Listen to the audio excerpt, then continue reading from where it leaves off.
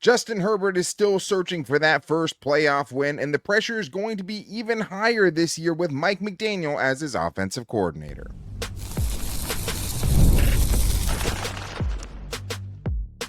You are Locked On Chargers, your daily podcast on the Los Angeles Chargers. Part of the Locked On Podcast Network, your team every day. What is up, man? Welcome into the Locked On Chargers podcast. I'm your host, Daniel Wade, joined as always by my co-host, David Droegemeier. And today's episode is brought to you by FanDuel. The biggest stage in world soccer is here. Let there be goals on FanDuel. Visit FanDuel.com to get started now. David, what do we got today? There's a lot of talent in the Chargers tight end room. Is anyone going to be able to rise to the top in that group? And Tuli Tuipulotu seems like the next Charger that's in line for a big payday. Are they going to be able to get it done before the end of the season, or they're going to have to see what happens after the season with the contract? And the Chargers have done a great job of answering a lot of the questions on offense. Now it's up to Justin Herbert to go out there and silence all the doubters.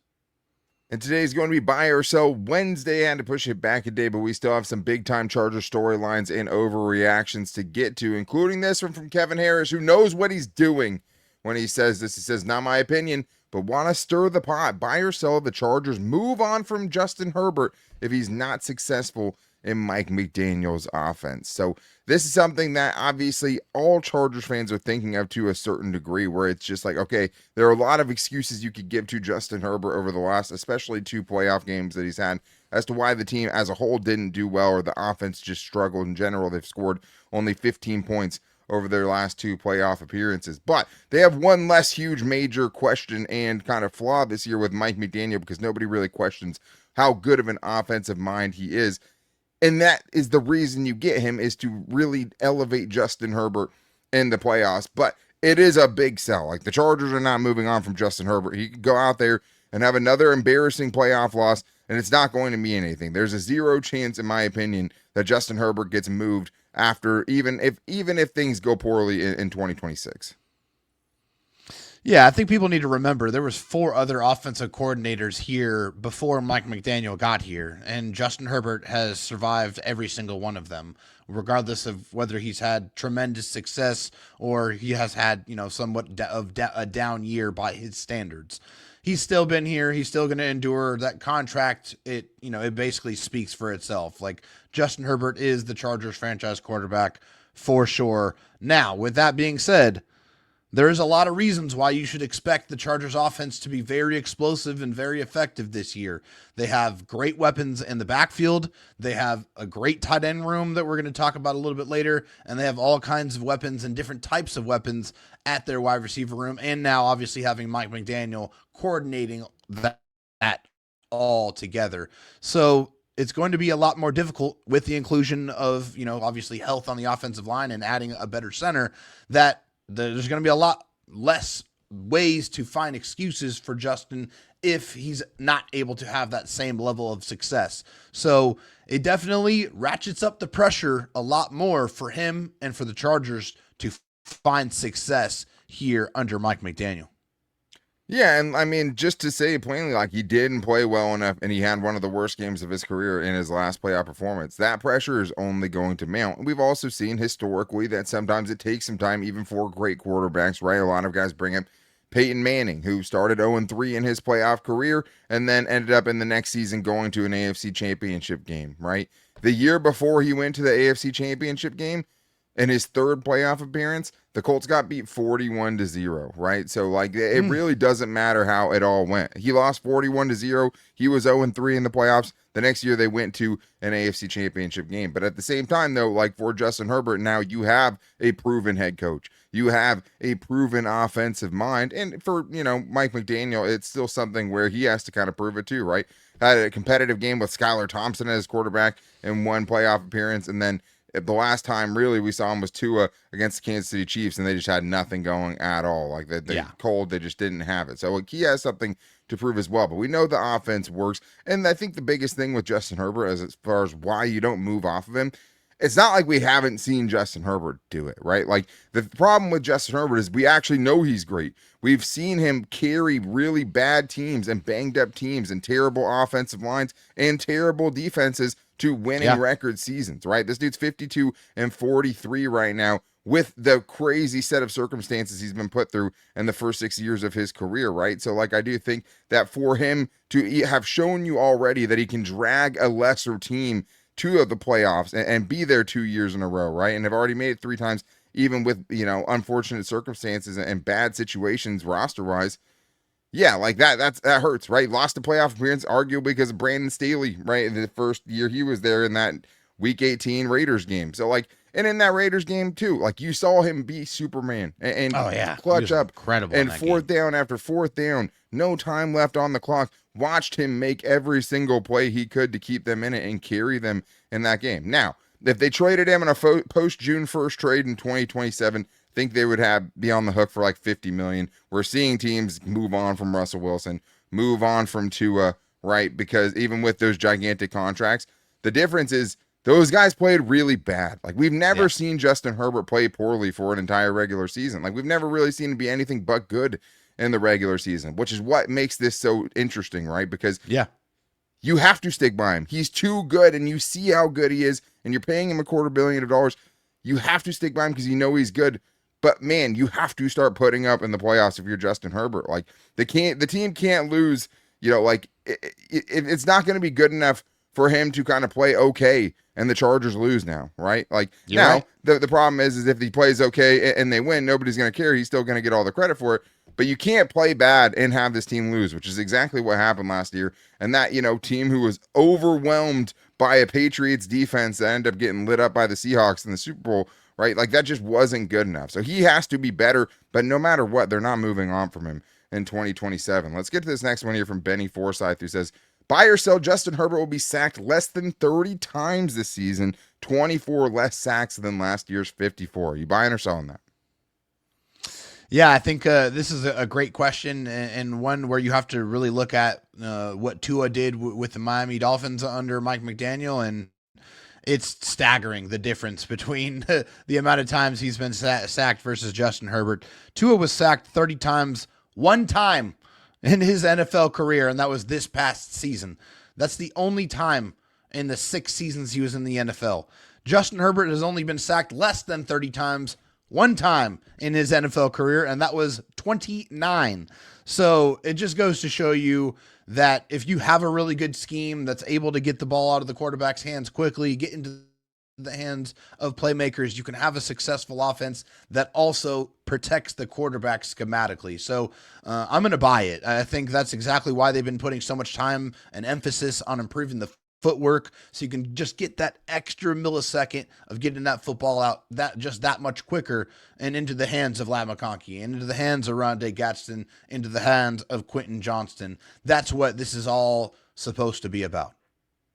Yeah, I mean, it's nice, right? In theory, I still obviously have some qualms about the way that they just added talent specifically to the offensive line, and most importantly, right, not just added talent, but added pass protection talent specifically to the offensive line. And that's going to be something, right, that, we're having to trust the scheme on. And we're going to have to trust that the Chargers are going to be better than what it looks like on paper. And that's what Butch Barry's here for. But when you actually take Tua's stats based on his first 2 years, right, when he actually played the most, because I think that's the hard thing with Tua's total sack numbers, right? Like, he missed a ton of games during his times with the Dolphins. If you just take the first 2 seasons where he played the most, Tua played 30 games over his first 2 seasons, and he was sacked 54 times, which is crazy because that's what Justin Herbert was sacked just last season alone. But that is 1.8 sacks per game, which would put them at 30.6 sacks in a 17-game season, right? So, like, 30 is right there, basically exactly what Tua was during his time on a per-game basis. He just never played 17 games.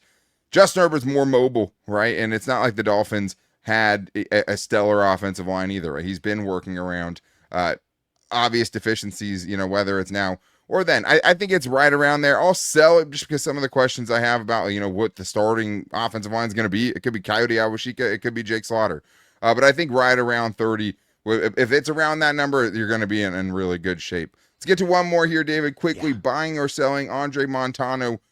The Chargers offensive line floor is top 20 and the ceiling is top 8. Are you buying or selling that?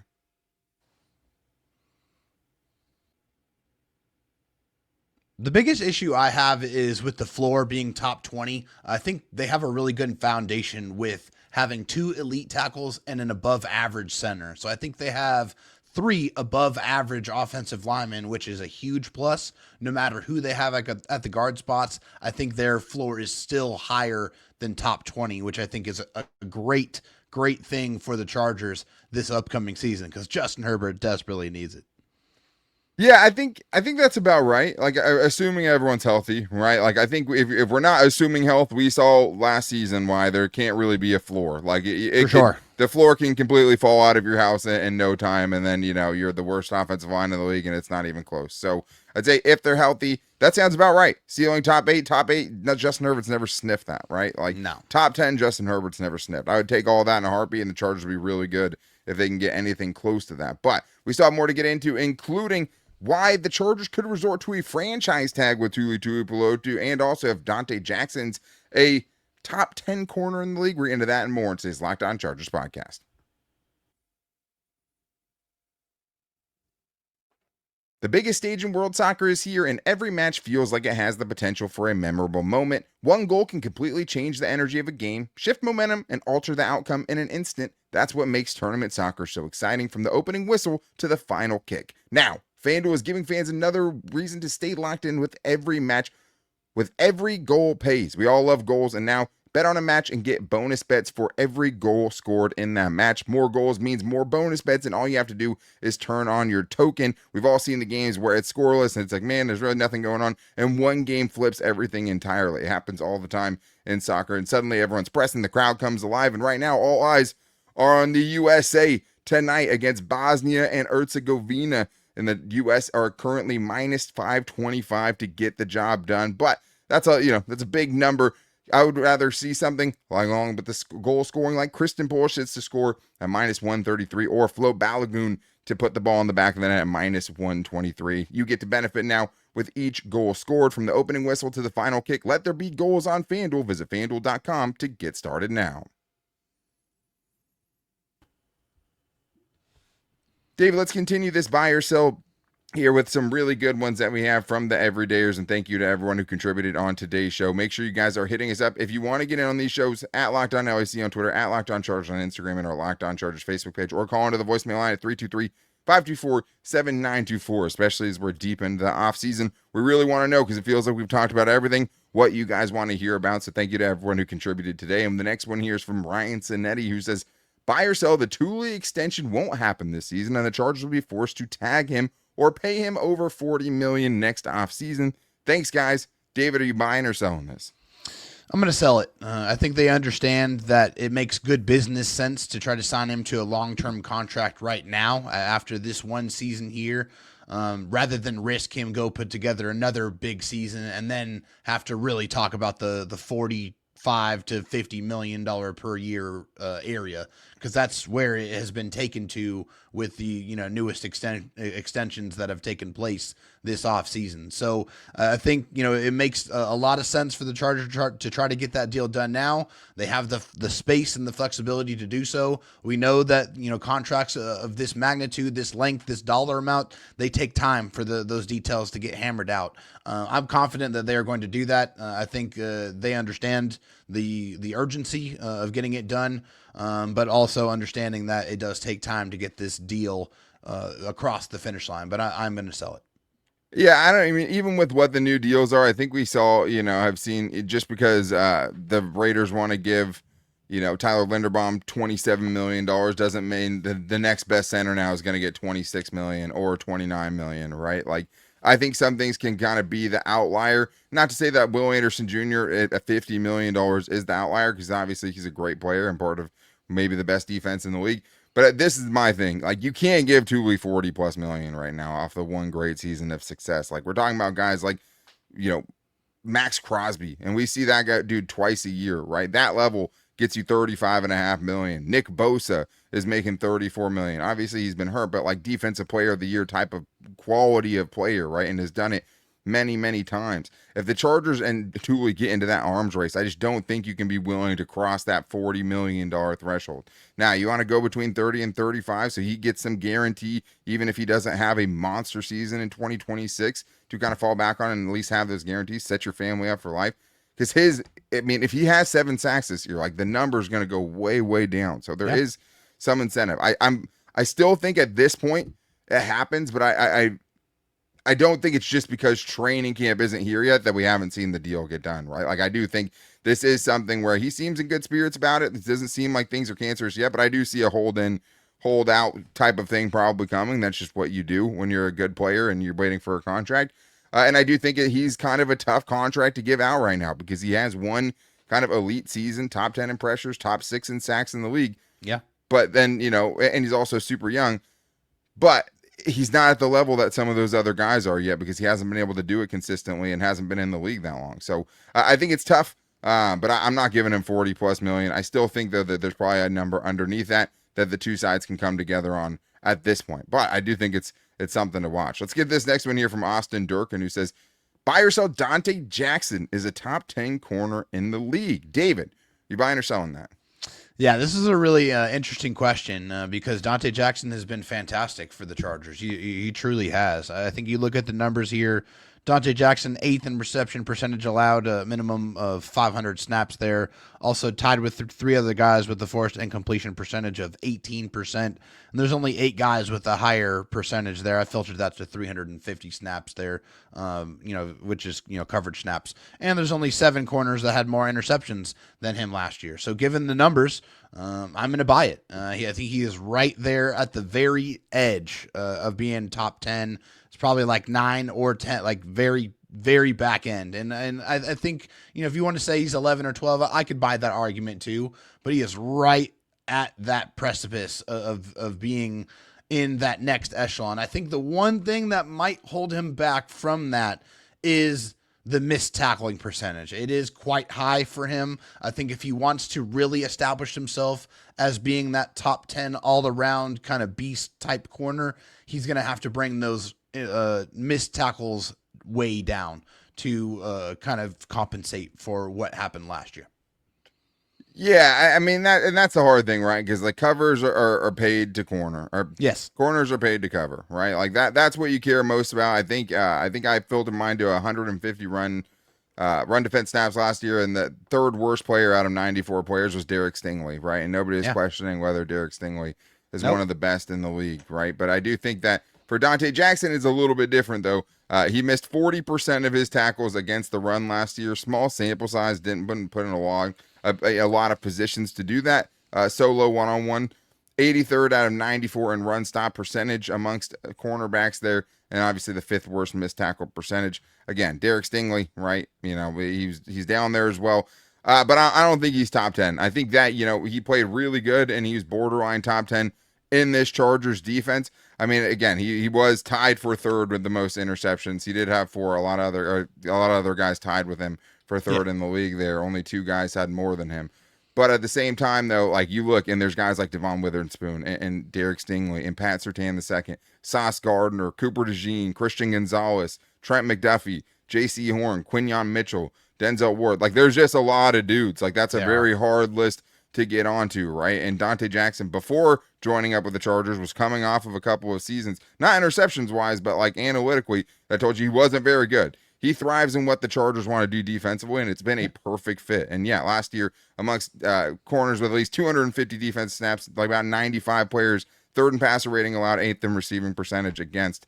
Another underrated part of his game, though, I would say, he was penalized only once in 2026. So, David, this is something that's going to be brewing a little bit more as we get deeper into the offseason, but this is a good buy or sell here from Jacob Sherbert, who says, buy or sell, Elijah Molden should be behind R.J. Mickens, Tony Jefferson, and Genesis Smith on the depth chart. Obviously, coming off a little bit of a down season, but do you think this one's an overreaction? Yeah, definitely an overreaction here for sure. I think I understand it. Obviously, everything is all about what have you done for me lately. And last year for Elijah Molden, it wasn't his best year, right? He had more tackles and less missed tackles in 2024 versus 2025. Had more interceptions in 2024 versus 2025. I think, it's understandable, but, he also broke his leg and he had to come back from a major injury, and that does take time, both physically and mentally, just to feel comfortable that you can go out there and play fast and play physical and play free and not have to think about that. So that is something that you have to factor into the equation.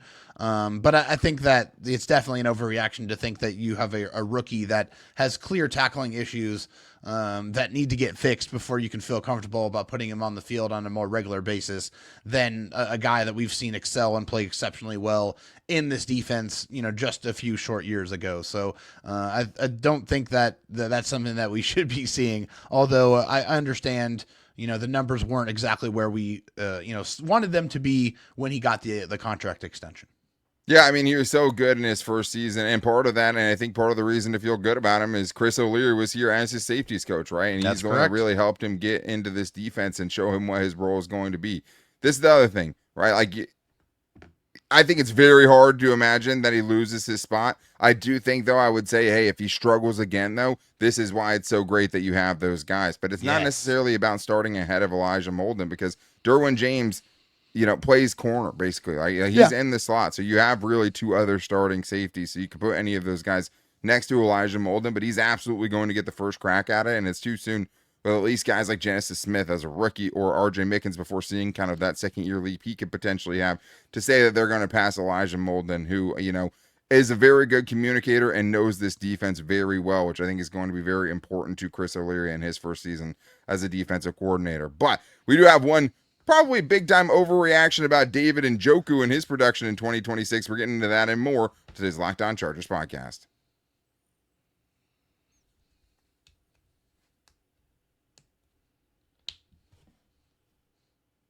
Dave, we still have more buy or sells to get into, and thank you to all the everydayers, even a day late, for making sure to come back with us. Obviously, we tried to have some bonus content for you guys. We're in the off season. We're supposed to do 3 shows a week, trying to get you even more than that, and we've been able to most of the week. But appreciate you hanging with us and waiting an extra day for this buy or sell, which, again, you can get involved with on Twitter at Locked On LAC. YouTube comments, YouTube posts we'll put out, Facebook, wherever you find the Locked On Chargers podcast, you can get in touch with us about that. But let's get to this one here, David, which I think I'll call right now from Bartholomew Bellamy, who I like, is an overreaction.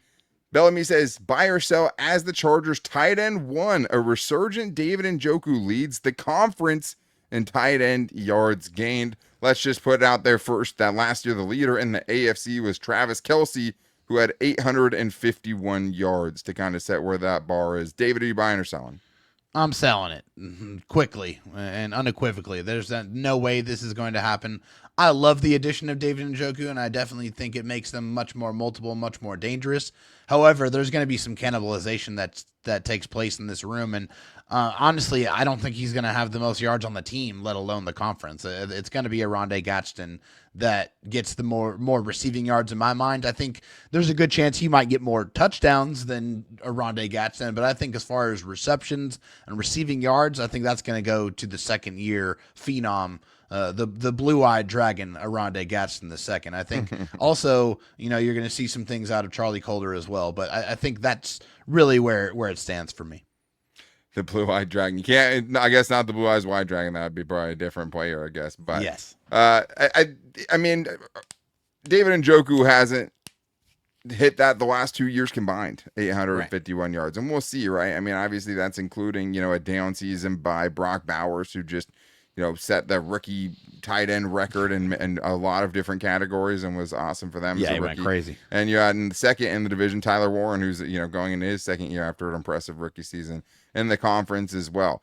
I mean, as a whole, I could see the Chargers being up there in tight end yardage in the AFC, right? But I do think that, what does that mean for Oronde Gadsden if this dude on a 1-year contract and David Njoku is coming in and dominating the target share for a guy who just set the Chargers rookie franchise record for receptions and receiving yards as a tight end, right? I have talked before a little bit about the Mike Gesicki situation when Mike McDaniel took over in Miami, where he, had just come off a pretty good season and then completely just fell off the face of the earth once Mike McDaniel took over, and it just, wasn't a fit for what he wanted to do. The Chargers invested heavily in tight ends. That's also the reason I think that not one of them is going to lead the AFC in receiving yards, to your point. I do think, again, He could be a red zone weapon, right? Last year caught 75% of his contested targets, which is Love crazy. that. He has the circus catchability. If you guys watched any of his tape from last year, Oh, yeah. wasn't super involved, but the catches he made, man, like, I mean, one out of every 4 catches he made was some sort of kind of miracle catch. So has that ability in his locker, right? And I just think that also that there's just a lot of mouths to feed at that position as an offense overall, because you don't really have any kind of one alpha guy really at any of the positions as a receivers, right? That really is going to command a ton. But I would say that last year Miami only had 2 skill players that were over 350 receiving yards, and one of those was Devon Achane, right? So the other was Jalen Waddle. So I mean, it's not necessarily like, I mean, last year obviously was a terrible year for the Dolphins, and Tua got benched and everything went wrong. But still, more than one guy can, have a huge impact in this offense. But where David Njoku is in that tight end room, it's going to be hard. I do think I still think he has gas in the tank, man. That's one of the things I saw. When I watched him, I was like, man, he still looks like a freak athlete. Yeah. It still looks like he has plenty of gas in the tank. The buy-in at times, I think, was a little questionable, especially as a run blocker. But I do think Charlie Kolar and Oronde Gadsden also bring some different things to the table that they'll want to get on the field offensively. Or maybe you just put them all on the field. This one's here from Waterford, who says, buy or sell. The Chargers will lead the league in explosive plays from 13 personnel formations, which is 1 running back, 3 tight ends, and 1 wide receiver. David, are you buying or selling that? I am going to buy it. I think that they are going to have a ton of explosives in that tight end room. I think they have a lot of talent, and I think they're going to be able to really have a lot of fun with those formations because they can truly run out of those sets. They can truly pass and play action out of those sets. And I think Mike McDaniel is in the lab cooking up different ways to get creative on using these very, very talented, very effective tight ends here. And I also think you are going to get a few explosive plays from Charlie Kolar that you are not going to expect. I think he definitely, part of his calculus of making the decision to come to the Chargers was getting more opportunities in the passing game. I think he's been biding his time, and now he's ready to show everybody, hey, don't forget about me and what I can do in the passing game. I'm an option, I'm a weapon, and I'm going to show you this season. Yeah, and I think that, I think he does have a little bit of underrated kind of vertical ability. I do think that David Njoku and obviously Oronde Gadsden are both above average tight ends, No doubt. athletically speaking, right? And just, skill-wise. And I think a lot of it's going to depend on how much the Chargers run it, right? Like the Dolphins last year ranked 29th in 13 personnel percentage. We have talked before about how things could be different this year, and this is definitely a way they can lean into it. First of all, though, you have to be able to run the ball. Like if you can't prove to teams that you can run the ball out of this formation, then it's not going to matter because they're going to play you with sub packages and kind of fudge the numbers there to still get good matchups in the receiving game. Now, you are able to run the ball out of 13 personnel and you force the opposing defense to go into base packages where they have to get way more big bodies on the field. That's going to be a ton of big play possibilities out of this formation. So I like it. This is something I've talked about before. The Rams kind of popularized it last year with, running at 30% of their offensive snaps, which I think is crazy from summer sports. The Seahawks have a bunch of tight ends as well, right? Just a bunch of dudes and different guys that can all kind of hurt you, right? This is a new thing. The Chargers are kind of following that trend a little bit, and it's hard to believe that Mike McDaniel won't run that more this year because last year, obviously, the receiving tight end that led them in receiving yards last year was a guy named Greg Dulcich. So it's not necessarily like they had a ton to work with or 3 kind of viable tight ends. The second tight end was 33-year-old Darren Waller. So, I think this is a much different team, but I think the Chargers have shown you they invested heavily in tight end, right?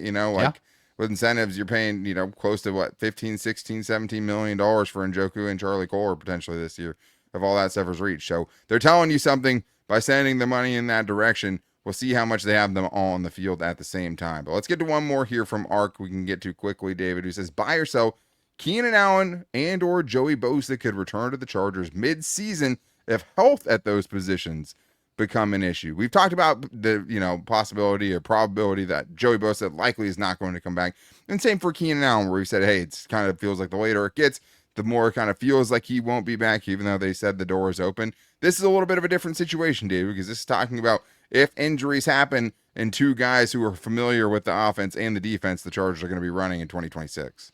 Yeah, I think for Joey Bosa, that ship has sailed for me. Definitely am not going to go reach out to somebody who has perennially dealt with injuries his entire career to answer the call on someone who's getting injured. Now, Keenan Allen definitely seems more of a break the glass in case of emergencies type of option for the wide receiver room. The familiarity is there. The skill set in which you know what he is going to bring to the table is very clear and evident of how successful he is at getting you a first down on third down. Nobody really does it better in the league. So definitely if there's an injury there, that would make the most sense to me, and I would believe the Chargers would not hesitate to make that deal and make it happen quickly. Definitely feels like Keenan Allen is on the, is on speed dial if they need him. If they're not going to sign him anyways, right? Because last year it didn't sign until August 5th. Obviously, there's still a lot of time left in the offseason for something to come to fruition. And as a, 10-year veteran, 10-plus year veteran, like, if he's not having to do all of training camp and everything that leads up to it, you're pretty damn sure he's not going to need to, right, to be able to get up to speed quickly. Also, don't forget that it was a Mike Williams injury and sudden retirement that kind of opened the door for him to come back last year, right? They had the choice between both of those guys, and they chose Mike Williams first last year. However you want to take that, they still could have signed Keenan Allen, but it didn't feel that way, right? It felt like once Mike Williams retired, it was like, okay, we kind of need another veteran body there, and we don't have it. And next thing you know, Keenan Allen's in the door. So I don't think either one's impossible, but I just think Joey Bosa more than likely is going to retire. Had he played with the Chargers last season, and then the Chargers had Khalil Mack goes down again for an extended period, because this is the thing. If you lose an edge rusher, you feel better about, having Akeem Mesidor, assuming it's one of your two starting guys that gets hurt, but like, now you're so thin there, right? Yeah. Like, and now you're too deep basically at that position, how we see it right now. So I wouldn't, call everything a certainty. For someone that's had the injury history of Joey Bosa, might be more appealing to not have to try to make it through an entire season, where it's like, hey, sign me for this, 10-game stretch, and I'll see what I can kind of do off the bench. Obviously, I still think he, wants to find that postseason success. I don't think it's going to happen, and I don't know, that bridge between the Chargers and Joey Bosa has been very weird. If it's not burned, it's kind of, at least smoldering. So I think that this is something that probably won't happen, but I wouldn't write off either of those guys, especially Keenan Allen, if injuries were to strike, because obviously that makes things, that opens up doors that were initially closed always in a lot of situations. So that is going to wrap things up for today's show. Since we are in the off season, though, we will be back with you guys on Friday. Go USA tonight. Got to take care of Bosnia. Don't embarrass me. I'm wearing this jersey on the podcast. So you guys, you have to win. Let's go USA. Got to get it done. Got to go for the States. Wrap yourself in the flag, and cheer the U.S. on to a big victory in the knockout round of the World Cup. Super excited for that. We will be back with you guys on Friday. I know one thing that's been on my mind is the Chargers getting ranked in the top 20 of the best trio of wide receiver, tight end, and running back combinations, which is much better than they've been the last couple of years. So we'll get into that and more. To make sure you don't miss it, go subscribe or follow for free on the Locked On Chargers YouTube channel, and listen wherever you get your podcast from, as well as finding the show find the show every day in all of our social media at Locked On LAC on Twitter, at Locked On Chargers on Instagram, and our Locked On Chargers Facebook page. You guys can also call your question or buy or sell into the show at 323-524-7924 if you want to get your voice on the show, like a good old-fashioned AM radio show. But that's going to do it for us today. If you guys want an ad-free audio version of the show, you can get that now too in the Everydayer Club, where you can get exclusive access to the Locked On Chargers Discord channel and also that ad-free audio version of the show every single day. But we'll be back with you guys on Friday. Until then, take it easy and go Bolts.